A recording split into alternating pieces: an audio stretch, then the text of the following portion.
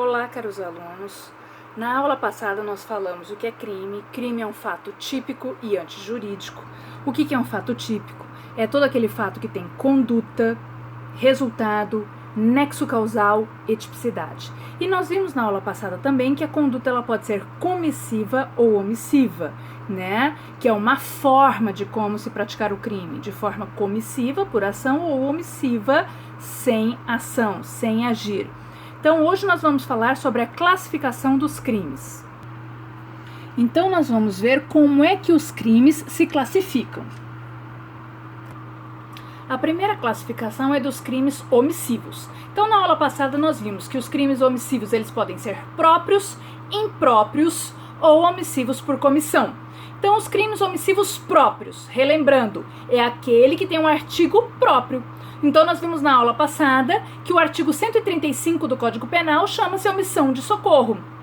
Então, existe um artigo próprio tratando de um crime de omissão. Então, a gente chama isso de omissivo próprio.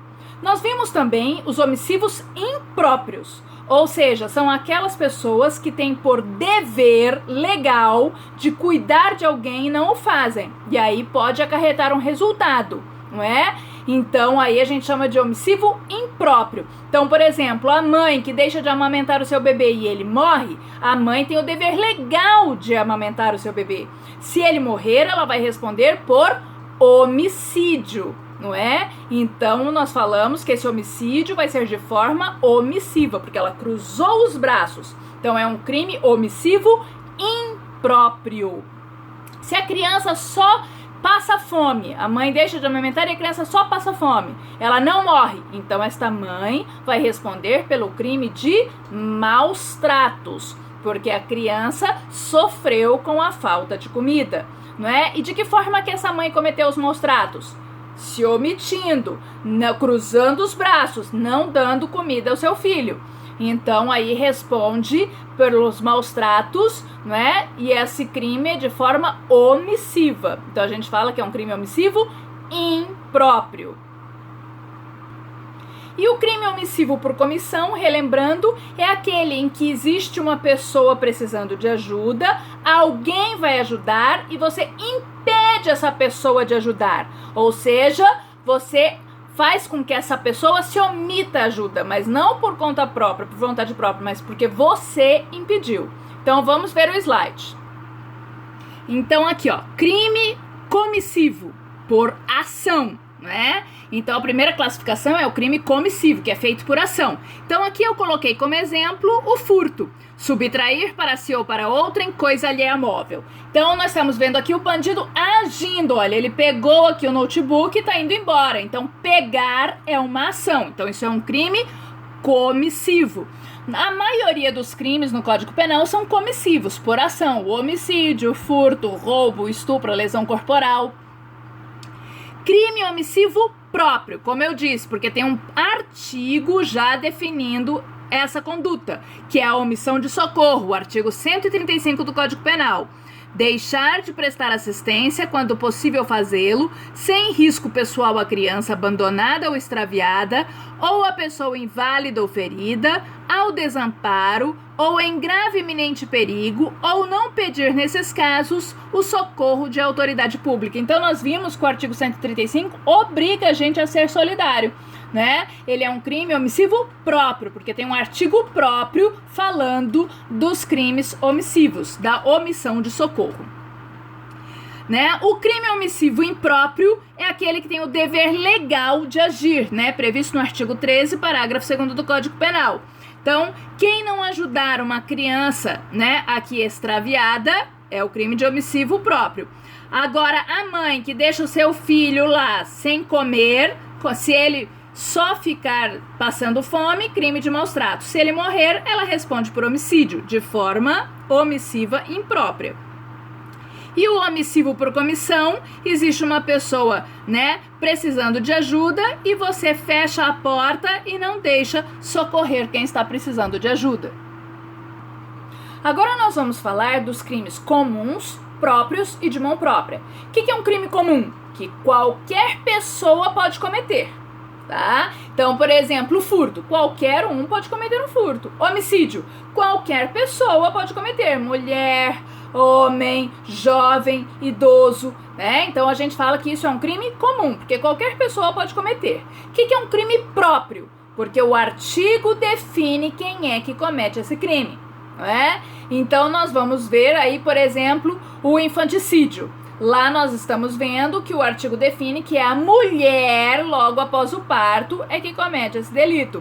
Então, o artigo ele já define quem é que comete o crime. Então, não é qualquer pessoa que comete o crime de infanticídio, somente a mulher em estado puerperal. Então, a gente fala que isso é um crime próprio.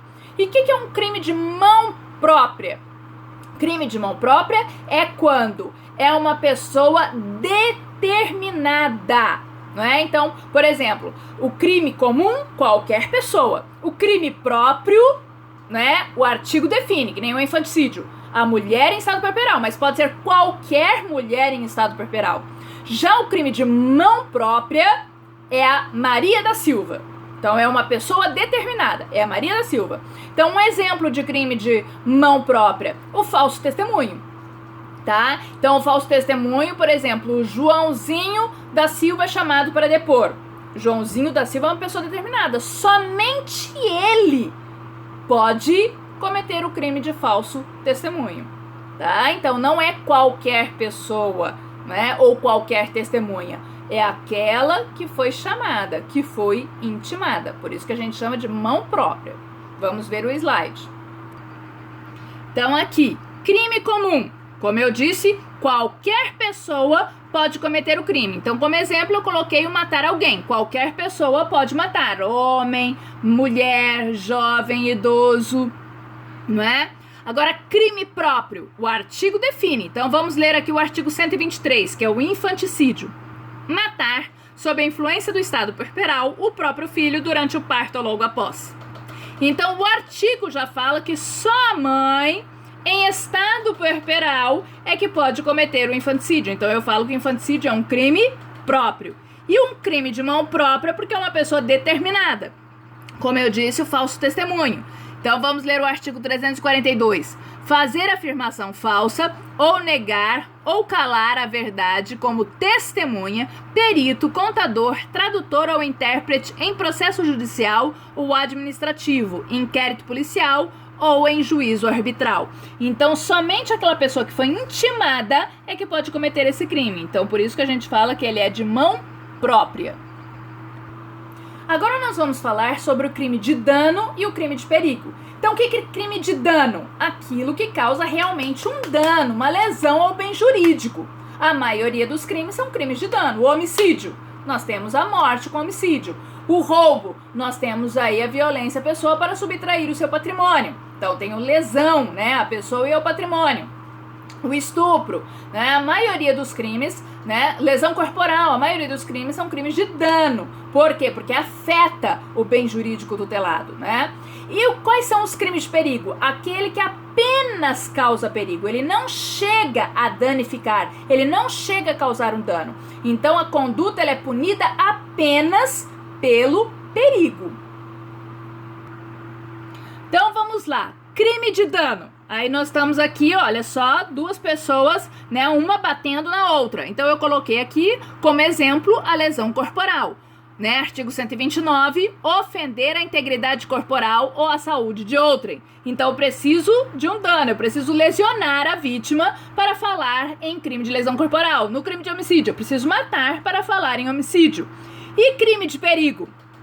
Então, como exemplo, coloquei aqui o artigo 131, que é o perigo de contágio de moléstia grave. Então, o que diz o artigo 131 do Código Penal?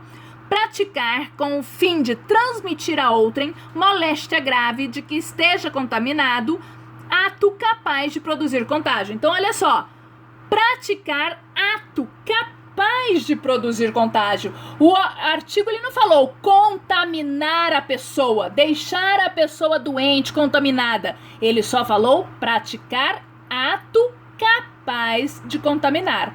Então, nós estamos vendo aí que o artigo 131 é um crime de perigo. Basta colocar a pessoa em perigo e aí nós já estamos falando que existe o crime, que o crime já está consumado.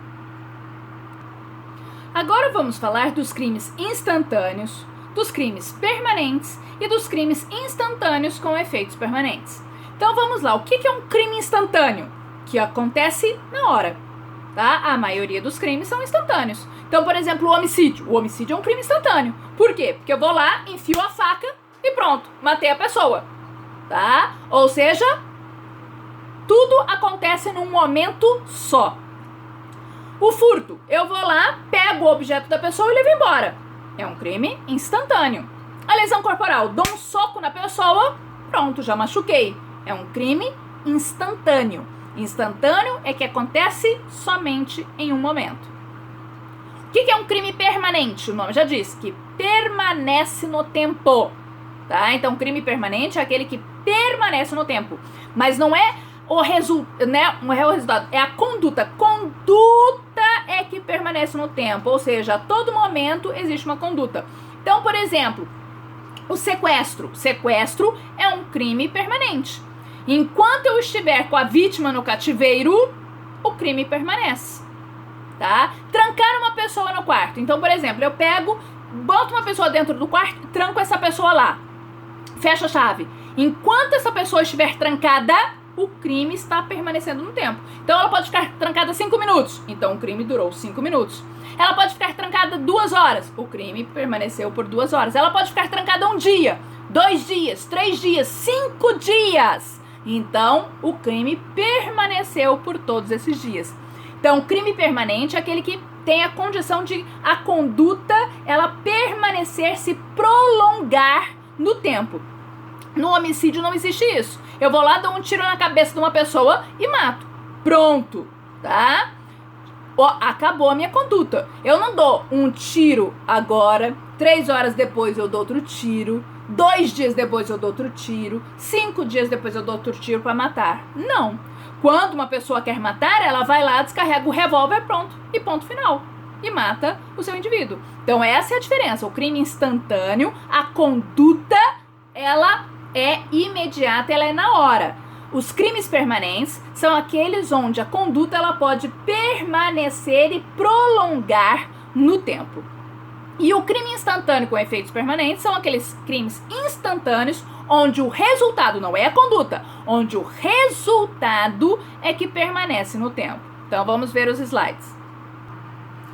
Então vamos lá. Crime instantâneo, como eu disse, é aquele que é de imediato, que acontece na hora. Eu coloquei como exemplo o crime de aborto, provocar aborto com o consentimento da gestante. Então a mulher vai lá, faz o aborto, pronto. A hora que o médico retira a criança de lá, o aborto já está consumado. Então ele é instantâneo, não é? O médico ele não fica assim, hoje eu ponho um Citotec aqui, amanhã eu vou lá e enfio a cureta, depois de amanhã eu vou lá e retiro o bebê. Não é? Não existe, não tem como se prolongar no tempo. Ele é feito na hora, ele é instantâneo. Crime permanente. Exemplo, que é o sequestro e cárcere privado. Privar alguém de sua liberdade mediante sequestro ou cárcere privado. Enquanto a pessoa estiver no cativeiro, enquanto a pessoa estiver amarrado, isso dura no tempo. A conduta, né, de privar alguém de sua liberdade, enquanto estiver privado de sua liberdade, a conduta está permanecendo no tempo. Instantâneo de efeitos permanentes. Vamos aqui colocar um homicídio. Eu quero matar alguém, dou um tiro nessa pessoa. Aí essa pessoa vai pro hospital e fica 3 meses em coma, lutando pela vida. Esses 3 meses aqui, ó, ou seja, o resultado é que é permanente, não é o crime. Porque a conduta foi instantânea. Foi lá, deu um tiro e acabou.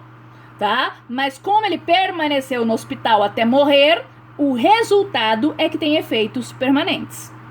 Então, o homicídio é um exemplo de um crime instantâneo com efeitos permanentes. Se a pessoa, ela, por exemplo, ir para o hospital, aí eu falo que ele é instantâneo, porque todo homicídio é instantâneo, com efeitos permanentes. Então, nós vimos aqui algumas classificações de crimes.